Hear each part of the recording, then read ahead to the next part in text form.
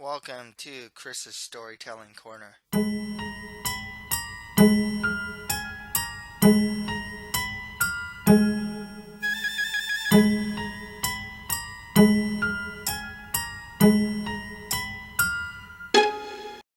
This is Christopher Moldon. Today I will do a movie review for Valerian and the City of a Thousand Planets. Next time I will have a reading of The Underachievers, pages 7 and 8, have a manga review for Your Lie in April, volumes 10 and 11. You can check out my author's website at www.chrismoldon.com. You can buy my first novel, a fantasy adventure called The Mustard Prince in the Condiment Kingdom, for $4.99. Also, for $2.99, you can buy my short story collection, a collection of 10 short stories in the horror, fantasy, and realistic fiction genres. Follow me on Twitter and retweet my stuff, and check out my author's Facebook page. Links to all these will be provided on the description. Don't forget to subscribe, share, and comment to this channel if you're on YouTube, or follow, share, and comment on this channel if you're listening to this on SoundCloud. If you're listening to this on iTunes or Stitcher, please rate, review, and share this channel. So the way that this is going to work is I am going to give a recap of the whole movie. So just to tell you, there will have spoilers. So you haven't seen the movie and you want to think about seeing it, but don't want it obviously spoiled for you, it'd probably be best if you not hear the recap part. Otherwise, after the recap, I will give my thoughts on the movie, specifically looking at the characters, some story elements, the chemistry between characters, and other aspects of the movie. As far as a grade goes for the movie, I mean, I would honestly give it something like a C plus. I think it would be under an okay movie. It missed a couple beats to be very good, though. I will explain more of that on my thoughts. So, first, let's just do the recap for Valerian and the City of a Thousand Planets. In the 28th century, Alpha is a space station where millions of creatures from hundreds of races from different planets live peacefully with each other in exchange of knowledge and cultures. It started as a space station around Earth, and it actually orbits around Earth, and grew. And at the beginning, more and more nations from Earth came along and pretty much attached themselves to that space station. And then afterwards, more and more races from other planets joined. We're introduced to Valerian and Laureline, who are special agents of the human police forces. One day, Valerian has a dream of a planet he doesn't know, where a humanoid race, which he's never seen, seem to know modern technology, or excuse me,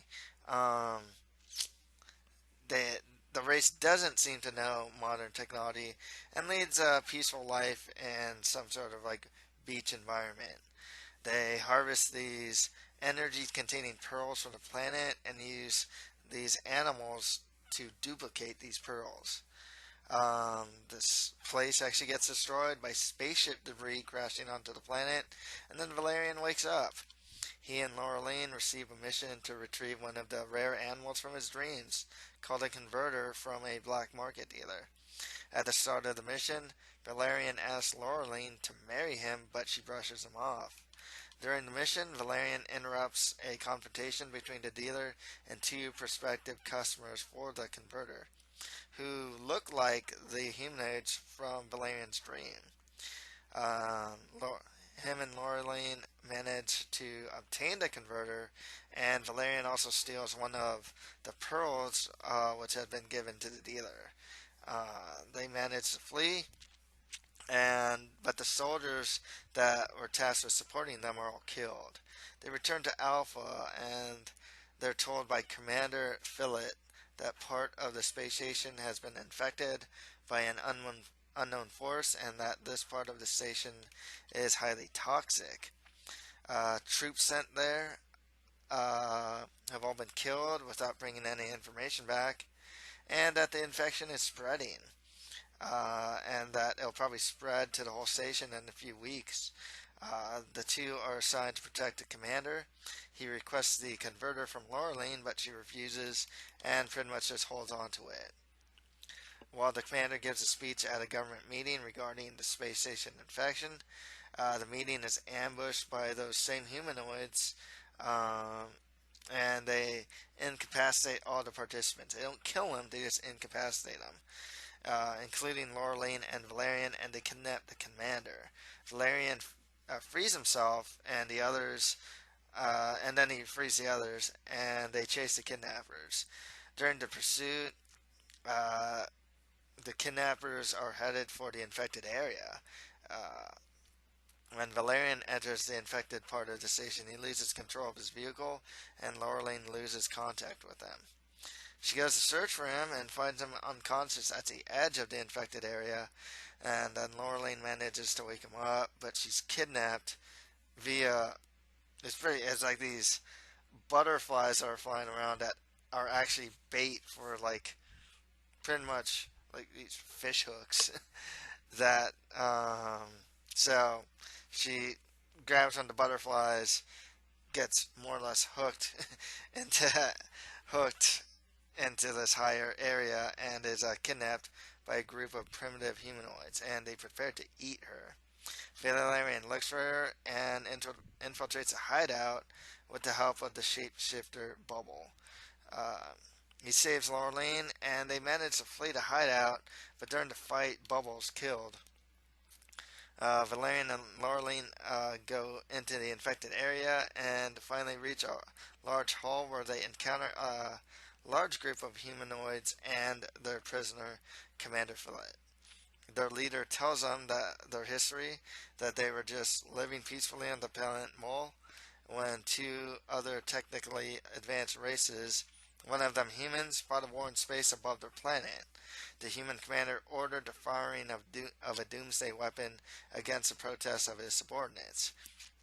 That weapon destroyed the enemy spaceships, but the crashing spaceships went down into Mole, and destroyed the planet. But a small group of those humanoid, of the planet's inhabitants, found shelter in one of the crashed spaceships before the planet was destroyed, and managed to actually repair the spaceship. And they went into space. They learned much about technology and the history of other races in the process. They eventually get to Alpha, and they were pretty much gaining more knowledge and just assimilating and whatnot from the space station inhabitants, and were able to construct a spaceship which could recreate a planet like Mole. The hall they are standing in is that spaceship. So the two interrogate the commander, and it's revealed that it was him who was responsible for the destruction of Mole, and that he tried to eradicate all evidence that the planet he destroyed was inhabited.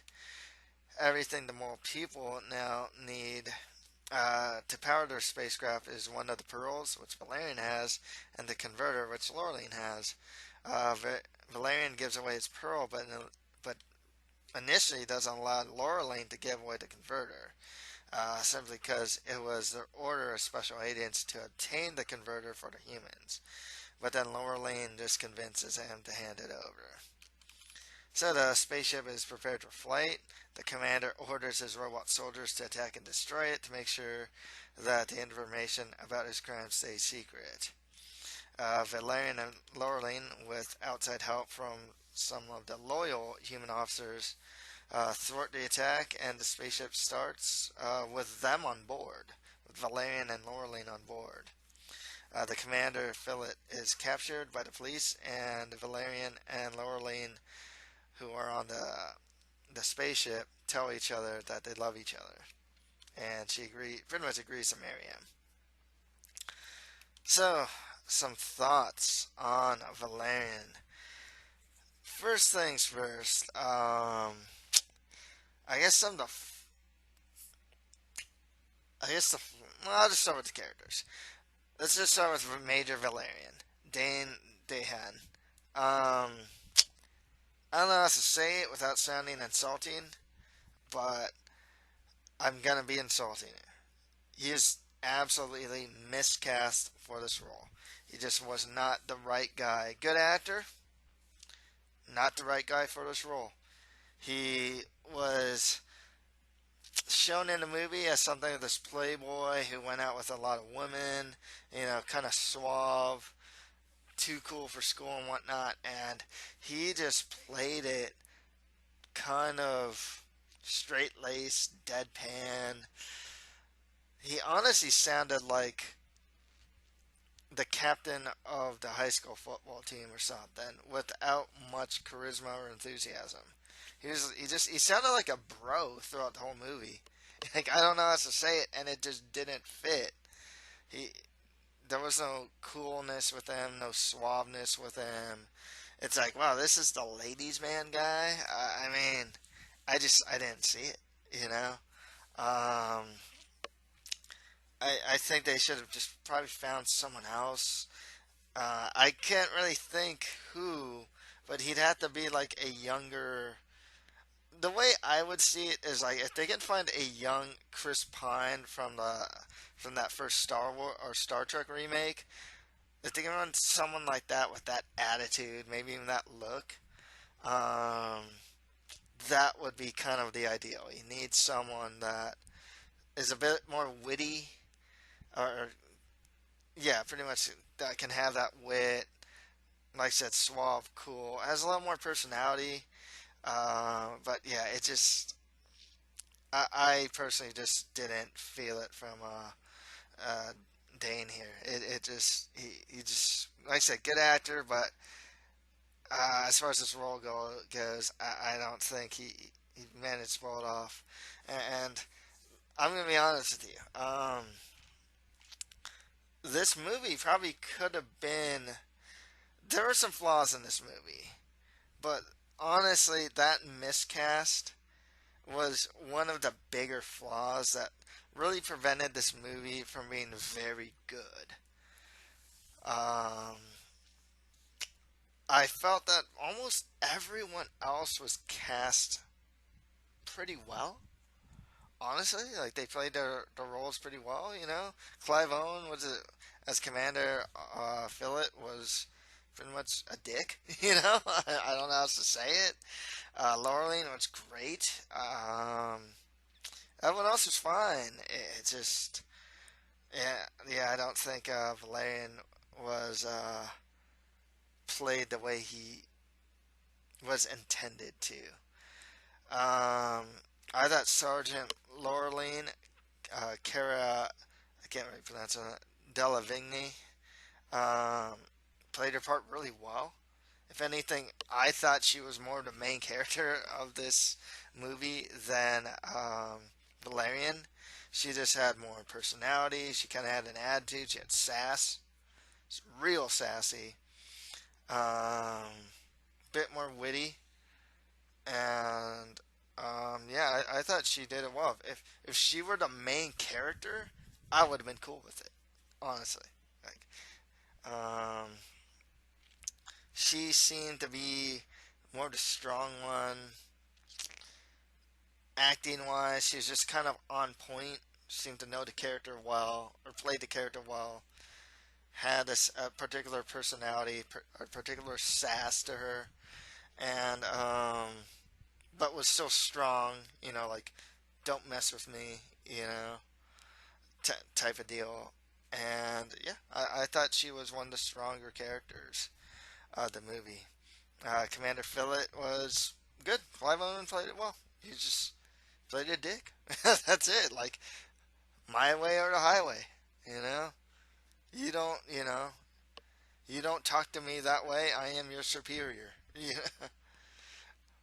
Oh, I'm not gonna admit my faults. It's just like that's it. He played it very well. We also introduced Bubble. It's played by Rihanna. They had a scene with Bubble where she's dancing. It was cool on a visual level. it was really cool, but it was really unnecessary. And that was kind of one of the problems with the movie in itself, too. Just kind of like this.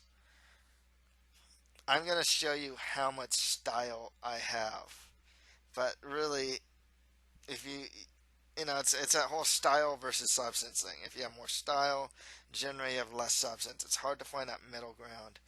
This movie in general was just more style, definitely a lot more style over substance, but it was quite some good style here. She was fine. She played a shapeshifter. She's gonna help Valerian. It was kind of funny. It was cool. I thought she played the part well. Somewhat sympathetic. Even got a little political. Yeah, because she was like this. She had no identity and whatnot. So they played with some themes in this movie as well, especially near the end. She played the part well. There weren't too many other major characters. There's a commander underneath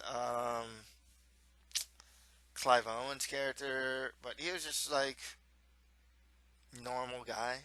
Like I get nothing really stood out for him. Ethan Hawke made an appearance as Jolly the Pimp. It's fine. Didn't have a big role. Didn't have a long-lasting role. He just played a real skeevy dude, and it worked. You know.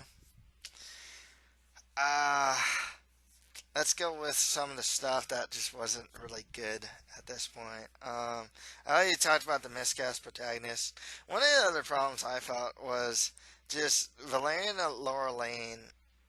Honestly, just didn't have any chemistry, in my opinion. I didn't see it. I think the delivery from Valerian from Dane was like, "I love you.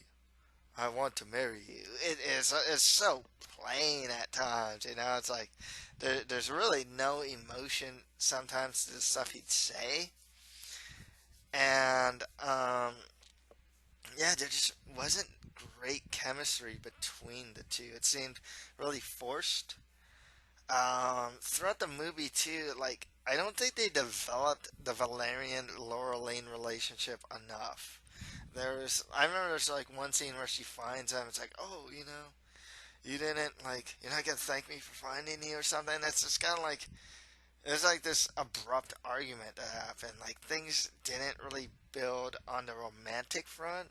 You can tell they're good. They're partners. They're good partners. As far as work goes, but as far as romantically goes, um, that is something I thought that they could have fleshed out. I thought that overall this movie was just okay, but not didn't reach a point of just being very good, you know, or great even. It kind of felt like the rough draft. Like, okay, the movie and if they fix these things, it could have been a very good or great movie. If they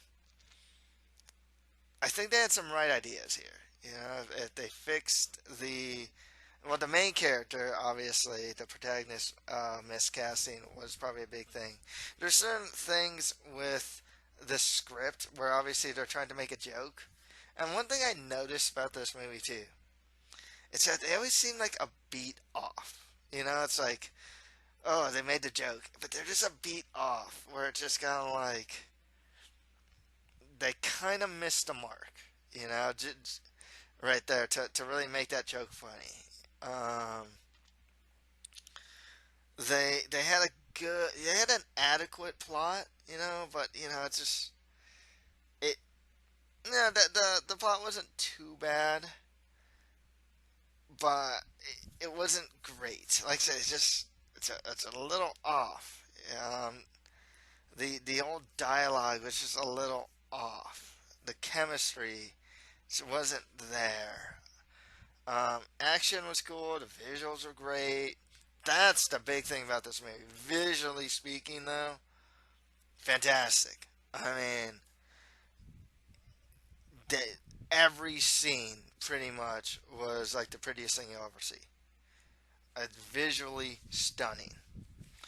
Um, they'd get into a political thing with like identity, um, with what it means to be a soldier.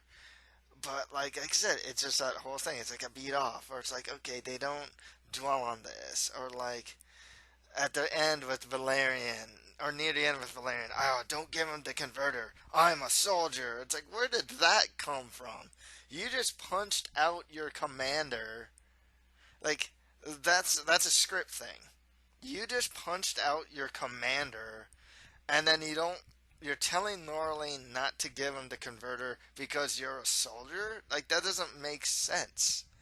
Then why did you punch out your commander if you're this like soldier who follows orders?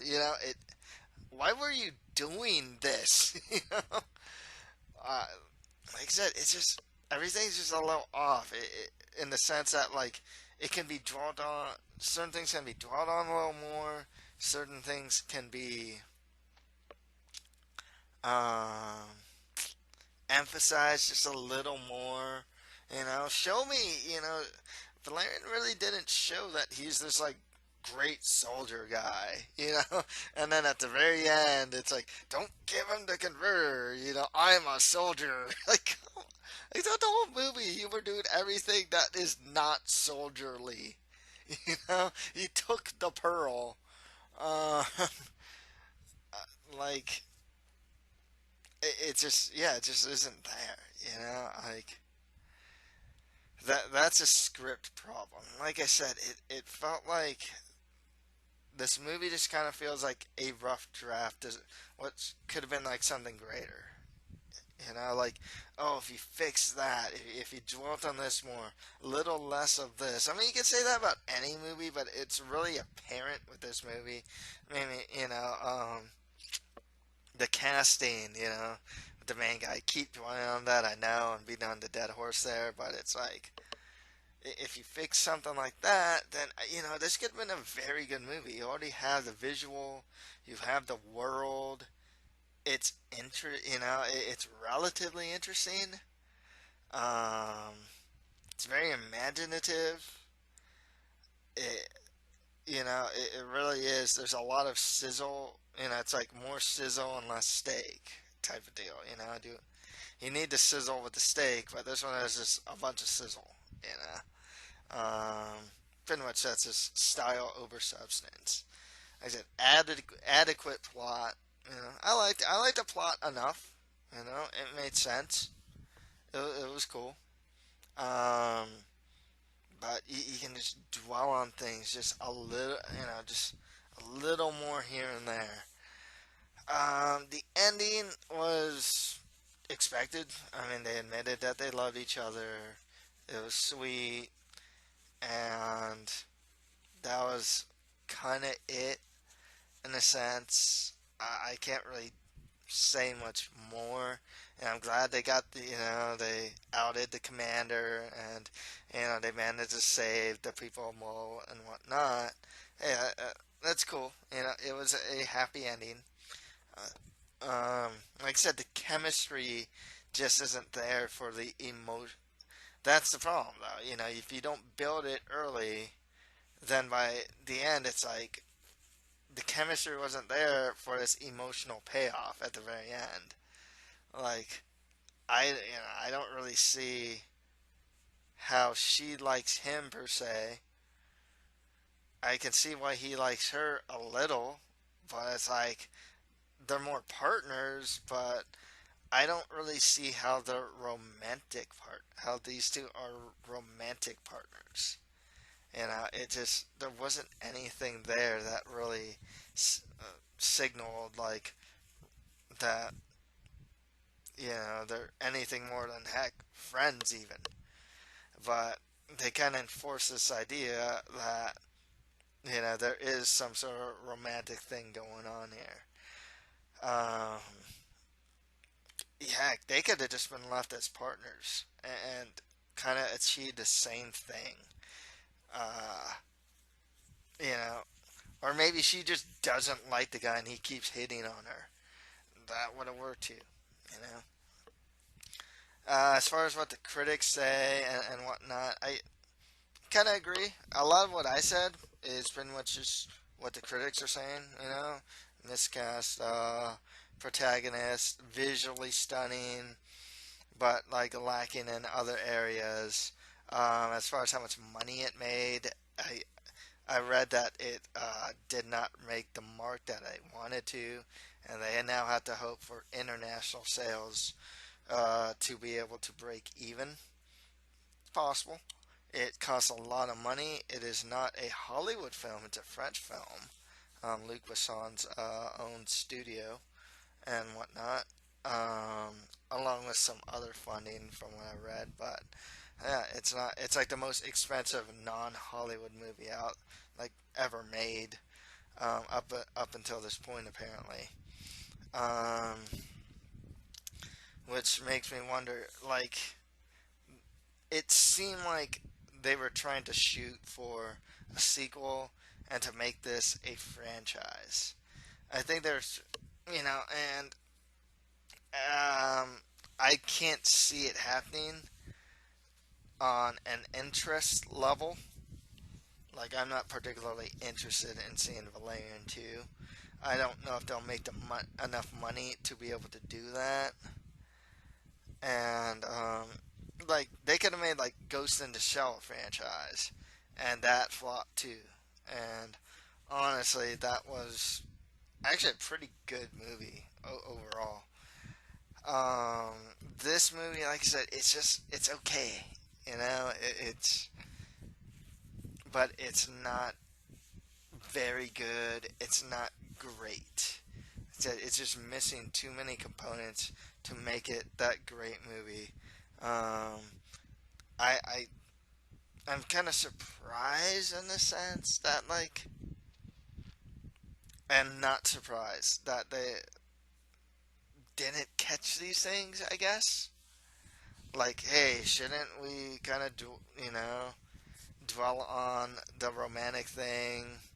Oh, we talked about identity here, you know. Oh, maybe we should dwell on that more. It's like, instead, it's like you have this like 5 minute sequence where Bubble is dancing, and it's like, oh wow, it looks cool, and that's the problem. It's like, man, everything looks cool, and it's like, you know what? Like, it can only look cool for so long. That's the problem. Like, I think there's just far too much emphasis on visual and just not enough emphasis on the other stuff, that the meat and potatoes, if you will, of the movie.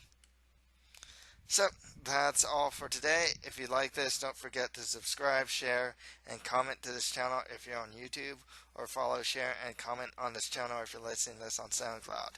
If you're listening to this on iTunes or Stitcher, please rate, review, and share this channel. Thank you for listening to this movie review. Next time, I will read The Underachievers, pages 7 to 8, and have a manga review for Your Lie in April, volumes 10 and 11. Thank you, and until next time.